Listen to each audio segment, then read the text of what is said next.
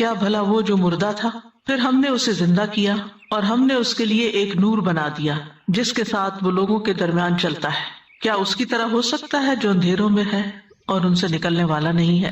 اس کے بعد اللہ سبحانہ وتعالیٰ نے کفار کے ایمان نہ لانے کی ایک وجہ بیان کی کہ وہ کہتے تھے کہ ہم اس وقت تک ایمان نہیں لائیں گے جب تک ہمیں بھی وہ نہ دیا جائے جو اللہ کے رسولوں کو دیا گیا ہے، تب ہم ایمان لائیں گے اگر ہمارے اوپر بھی براہ راست وحی آئے، کتاب آئے۔ تو اس کے رد میں اللہ سبحانہ وتعالیٰ نے فرمایا اللہ اعلم حیث یجعل رسالتہ، اللہ خوب جانتا ہے کہ وہ اپنی رسالت کہاں رکھے، یعنی یہ اللہ کا فیصلہ ہے کہ کس کو رسول بنائے اور کس کو نہ بنائے۔ اس کے بعد یہ مثال بیان کی گئی جس میں اللہ تعالیٰ فرماتے ہیں کہ اللہ جس کو چاہتا ہے ہدایت دینا اس کا سینہ کھول دیتا ہے، یعنی دوسرے لفظوں میں رسالت کی طرح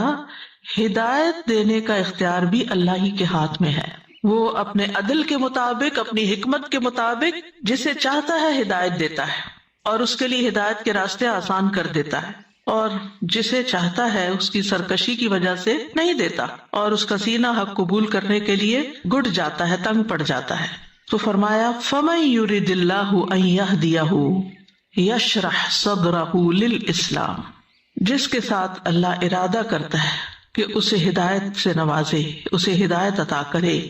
تو یہاں پر لفظ یرد اللہ استعمال ہوا ہے، یرد اراد یرید سے ارادہ کرنا۔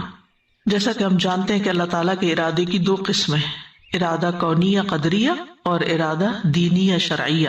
ارادہ کونیہ قدریہ مشیت کے معنوں میں بھی آتا ہے، یعنی جو اللہ چاہتا ہے وہ ہوتا ہے، جو اللہ نہیں چاہتا وہ نہیں ہوتا۔ اور ارادہ کونیہ میں ضروری نہیں کہ جس چیز کا اللہ تعالیٰ نے ارادہ کیا ہے اللہ تعالیٰ کو وہ پسند بھی ہو، جیسا کہ کفر ہے، شرک ہے، وغیرہ وغیرہ، اللہ تعالیٰ پسند نہیں کرتا کہ وہ واقع ہو۔ پھر اسی طرح دوسرا ہے ارادہ دینیہ شرعیہ، یہ صرف اس چیز میں ہوتا ہے جسے اللہ تعالیٰ پسند کرتا ہے اور اس سے راضی ہوتا ہے، اور اس کا تعلق ہر اس چیز کے ساتھ ہے جس کا اللہ نے اپنے بندوں کو کرنے کا حکم دیا ہے۔ اور یہاں اس آیت میں کون سا ارادہ مراد ہے؟ ارادہ کونیہ مراد ہے، پہلی قسم کا ارادہ، یعنی جس کو اللہ ہدایت دینا چاہتا ہے، ہدایت دینے کا ارادہ کرتا ہے۔ اور جیسا کہ ہم جانتے ہیں کہ ہدایت کا معنی لطف و کرم کے ساتھ کسی کی رہنمائی کرنا، اور ہدایت بھی دو طرح کی ہوتی ہے، ایک ہدایت توفیق ہوتی ہے اور ایک ہدایت ارشاد ہوتی ہے۔ ہدایت توفیق کیا ہوتی ہے؟ کہ اللہ تعالیٰ کی طرف سے اذن ہو جائے کسی بندے سے کسی نیک کام کے کرنے کا، یعنی اللہ کی توفیق مل جانا کہ کوئی ایمان لے آئے، کوئی عمل صالح کرے، کوئی خیر کے کام کرے، تو یہ ہدایت توفیق ہوتی ہے۔ تو یہاں مراد ہدایت توفیق ہی،